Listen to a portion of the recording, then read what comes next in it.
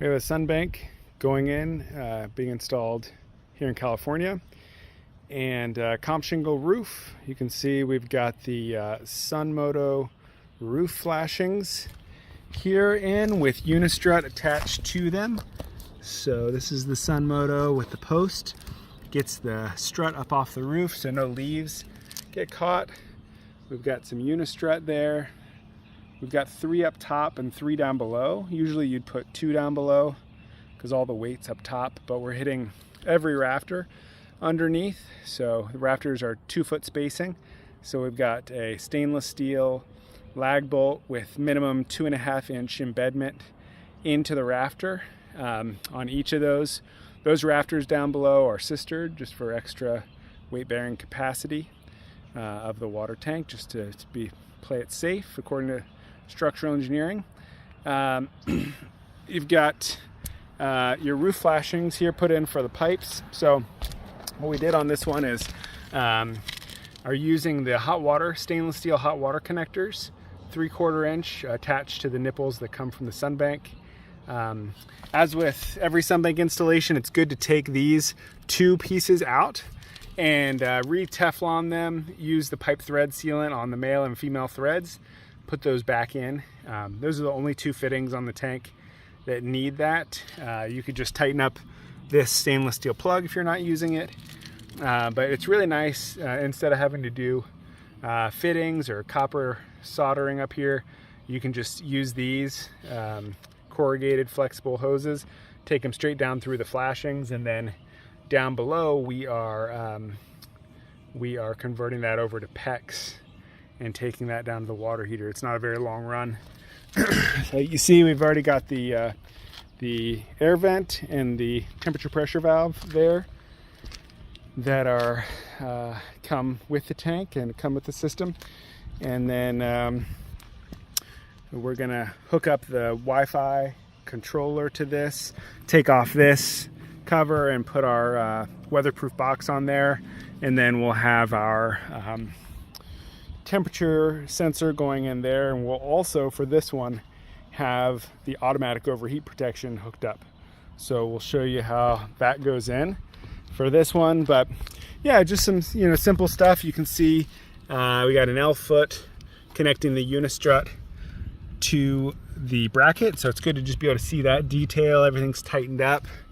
And then about 5 feet down from that top Unistrut is that second piece of Unistrut. You could put it 5 feet, 5.5 feet down, and that's about right. So it's coming together. Okay, we're on the inside now, and you can see where those water heater stainless steel hoses are coming through the roof. We got the one already hooked up to the PEX and insulated and strapped to the sistered rafter there, and then you got the second one coming out, and it just has the PEX fitting on it screwed in, and we'll slap some PEX onto that and run that back to the water heater. So just to give you the run here, it's going up, around, and then it's dropping down into here, the water heater, where we're gonna hook it up. And this one's gonna be a standalone, so it'll just be the Sunbank using the Wi-Fi thermostat and the backup heating element. Okay, coming into the water heater closet, we've got this useless gas burning hunk of junk here that they're getting rid of. It's already been disconnected, and we've got the plumbing. So there was some flex water heater connectors that were connected, from these ports here to the pipes coming out of the wall, and we just got rid of those and replaced them with these braided stainless steel collectors that are stainless steel that are nice and flexible. So what I like to do is just following the cold water path is the easiest. You've got the old cold water shut off valve there. So because this is a standalone, it's not interfacing at all with the tank. The cold water is sending first, it's going into the mixing valve, which is a standard component of every Sunbank installation. Automatically mixes down the water in the tank. So if there's 160 or 180 degree water in the Sunbank, then it's only 120 coming into the house, which is safe. So after the mixing valve, the cold line tees off to an expansion tank. And then you have your drain valve there. You could hook a garden hose up to that if for ever any reason you needed to drain the Sunbank. From there it goes up to the roof.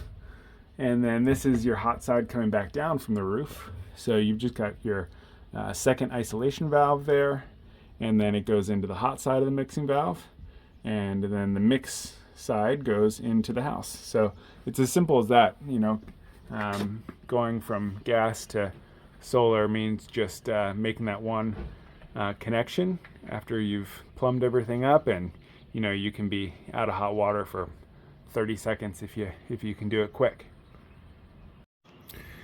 Okay, we've made quite a bit more progress, and the last step will be to put in the vacuum tubes, but we'll show you what we've done here. So we've got the tank is filled with water now, no leaks, and we've got the lines coming out insulated and wrapped with this UV resistant tape all the way down and covering the flashings, which is good. And then coming around on the side here, all the electrical has been hooked up. This is the kind of installation that most people won't do. It has a little bit more complexity, but as you can see on the right there, that box mounted on the frame, that's the disconnect switch, which is just a requirement for electric water heaters in California, that they have a disconnect that is visible for service. So that's what that is. Pretty simple. And it's mounted to the frame with one of our T-bolts, and then from there the conduit is running up into the box here, and we've got quite a situation in here. So we've got the Sunbank controller there. It's heating up now with electricity because we just got it switched over, and they'll be off of their gas water heater now forever, which is great. So in here to kind of parse it out, we've got the temperature sensor going in to this T in here. So usually with this system, you have a smaller box because you just have the controller. But with this one, since it's hooking up to the radiator on the back, we have more going on in here. So to connect that all, we have a T coming out where the hot outlet is on the side, and the T allows us to put the temperature sensor, which goes all the way into the tank, and then it also allows us to take this pipe off, which is what connects to the pump and the radiator. So coming around, and you can see why this is more complicated, we've got this 120 outlet that is mounted on the side of the box. The reason we did that is because we've got this 12 volt DC pump, which we like a lot, that is really reliable, and but putting an AC pump in here instead would have made that easier, because you could have just hardwired that instead of putting on the outlet. So when this pump turns on, it will circulate the water through the radiator, which will cool down the water in the tank. So this is really only relevant for, you know, Airbnbs and that kind of situation I've mentioned, where really intermittent use and you don't want to get up on the roof, to prevent overheat protection. All right, coming back up on the roof, I want to show you the finished product with all the finished details done. As you can see, we got the temperature pressure valve piped down to the gutter. We used some extra PEX that's left over here and strapped it every 32 inches as per code, and wrapped it in some of that PVC tape that we used to get it down and keep it UV protected. We've got that box connected. It's screwed in with some Tech screws to the tank, some 1-inch Tech screws, and then siliconed up so that no water will get behind it. And yeah, that's it. It's all done. Going to provide 100% solar and electric water heating. So they're eliminating their gas water heater, which is a good thing.